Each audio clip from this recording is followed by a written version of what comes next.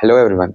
My name is Rohan Bhoi and I'm currently a first year student at National Institute of Technology Raipur, and this video is about my communication skills assignment where I have to answer a few of the questions.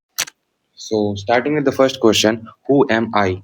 So I belong to a very small city named Saraipalli which lies in the border region of our Chhattisgarh. We also had an old desktop at our home on which I used to spend most of my time.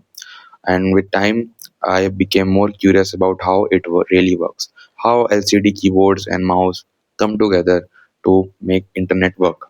And as now I'm a 19-year-old engineering student, I can say that I know some of it, but not all of it.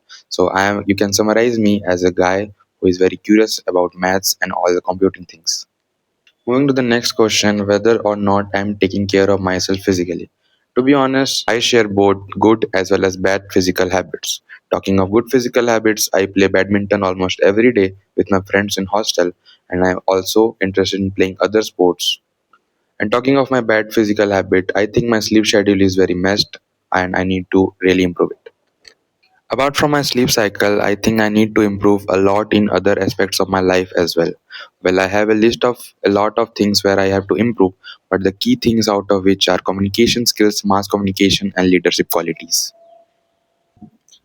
This one is a quite important question, whether failing is better than never trying. In my opinion, failing is a far better option than never trying, because those who never try will never fail. We should not perceive failure as a downtime, but we should look back at our mistakes and improve it to succeed.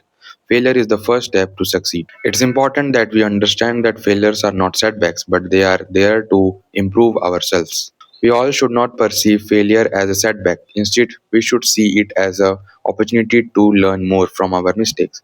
The more we learn from mistakes, the more we can improve and the more we will succeed. Hence, it's far better than never trying at all. Things that matter to me the most. Well, the things that matter to me the most are my family, friends, my mental peace, and my aim. Talking of my aim, I believe society has given me a lot of things from my school, bus, travel, and all the small, and in return, I should give back the society the same by becoming a good asset for the society. The things I could not imagine living without are just two things, music and work, because they both shape the rhythm of my day. Music gives me an emotional backbone. It's there when I need energy, comfort, or a sense of connection.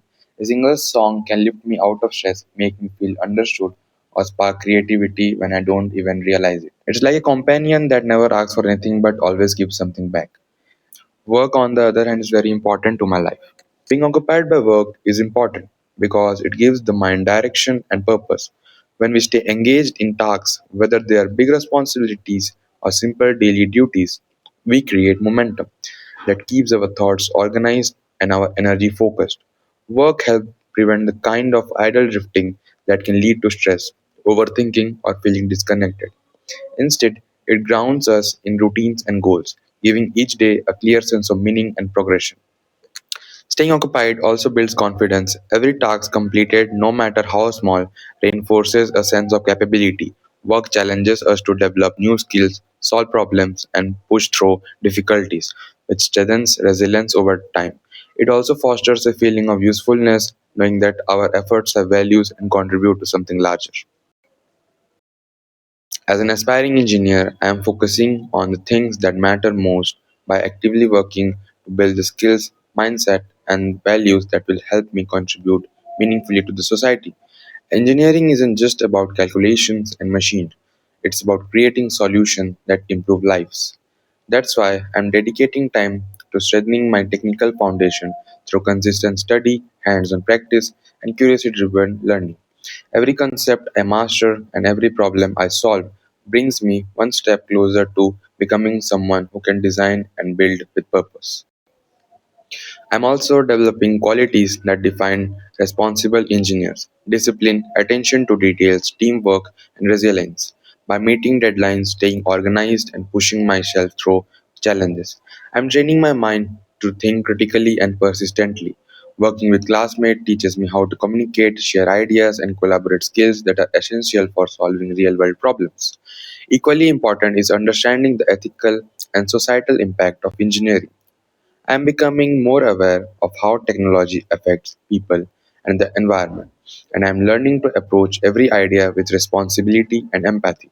I want my future work to be safe, sustainable, and genuinely helpful to communities. So, what I am doing about the things that matter is I'm preparing myself technically, mentally, and morally to become not just an engineer but a positive force in society. Every effort I make now is a part of building that future. Unconditional love for me looked like the kind of steady, unshakable support that my parents have always tried to give. Love that does not depend on achievements, moods, or mistakes. It is the kind of love that stays the same whether I'm doing well or struggling, whether I'm confident or lost. When I think about unconditional love, I picture quiet moments. A parent listening even when they are tired, offering advice even when I don't know how to ask for it, or standing behind me when I am unsure of myself. It's a love that remains consistent, not because I am perfect, but because I am theirs. For me, unconditional love means being accepted as I am, with all my flaws and all my potential. It's when my parents remind me that my worth isn't tied to grades, success, or how quickly I reach my goals. Their love shows up in patience, when they let me learn at my own pace, and in forgiveness. Even when I disappoint them or fall short of expectation, it's the reassuring feeling that home is a place where I can return without fear of judgment. At the same time, unconditional love isn't just soft, it's also honest. My parents show it through their willingness to correct me, guide me, and push me to the better. Not because they want to control me, but because they want me to grow. It's love that sets boundaries, teaches responsibility, and believe in my ability to become a good person. They support my dreams, but they also challenges my dreams to reach them. Ultimately, unconditional love look like presence. It's my parent being there not only during celebration but during confusion, failure, and self-doubt. It's knowing that even when life gets messy, even when I make mistakes, I'm still loved fully. And as I grow older, I'm starting to understand that unconditional love flows both ways.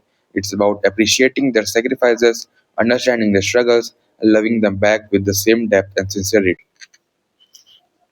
If I had to instill one piece of advice in a newborn baby, something they could carry through childhood, adulthood, and every challenge in between, it would be this that never fear failure, treat it as your greatest teacher. Life will present moments where things don't go as planned, where the effort you give doesn't match the result you hoped for. But failure isn't a sign to stop, it's a signal that something can be learned, adjusted, or approached differently next time. If I could somehow whisper this wisdom into a baby's mind, I would want them to grow up seeing mistakes not as proof that they are not good enough, but as a stepping stone that lead to improvement. I would want them to understand that people who succeed aren't the ones who avoided failure. They are the ones who kept moving despite it. They are the one who looked at what went wrong and asked, "What can this teach me?" and tried again with more knowledge and more resilience. This advice would help the child build a mindset that welcomes challenges, experiments with curiosity, and doesn't crumble at the first sign of difficulty. When they fall literally as a toddler or figuratively as a young adult, they will know it's normal, expected, and even necessary also. Failing simply means they are learning how to stand stronger next time. And as they grow, this perspective would give them confidence. They would become someone afraid to try new things, someone who understands that progress isn't a straight line, and that setbacks don't erase potential, they refine it. Ultimately, the advice would empower them to see failure not as the opposite of success, but as one of the most important part of the journey towards it. The question of whether it's more important to love or be loved is one of those deeply human dilemmas that everyone wrestles with at some point. Both matter, both shape who we become, and both give life meaning. But if I had to choose, I would say that loving is ultimately more important because it's something we can control, something we can cultivate, and something that defines our character far more than what we receive from others. To love means to open yourself up, to care, to give, and to see the world with empathy. Loving teaches patience, generosity, and the ability to value someone outside of ourselves. When you love, whether it's family, friends, a partner, or even our passion, we grow. Love turns us into kinder, more grounded, and more resilient people. It pushes us to understand others' feelings and challenges. and it opens door to formal, real, meaningful connection. Being loved, on the other hand, is deeply comforting.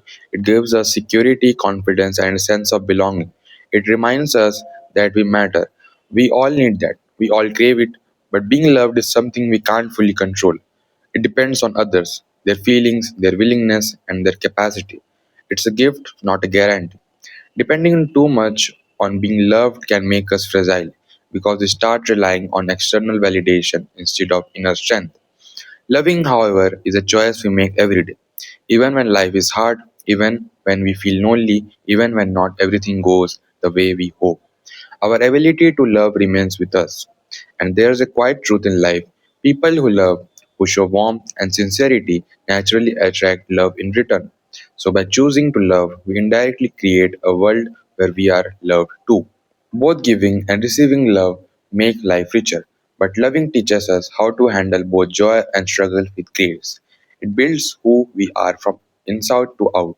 Being loved comforts us, loving transforms us, and that transformation is what stays with us, no matter what.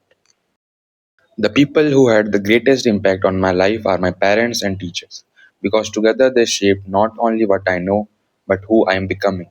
Their influence reaches us into by habits, by values, my dreams, and the way I handle both success and struggle. Each of them plays a different but equally important role, and their combined guidance has shaped my life more deeply than anyone else. Parents have been the foundation. They are the one who taught me the earliest lesson about kindness, responsibility, and the importance of effort. Through their action, not just their word, they showed me what discipline looked like. Waking up early, working hard, staying committed, even when things are difficult. They taught me empathy by the way they treat others and resilience by the way they handle their own challenges. Their belief in me, even when I am unsure of myself, has become a kind of inner strength I can rely on.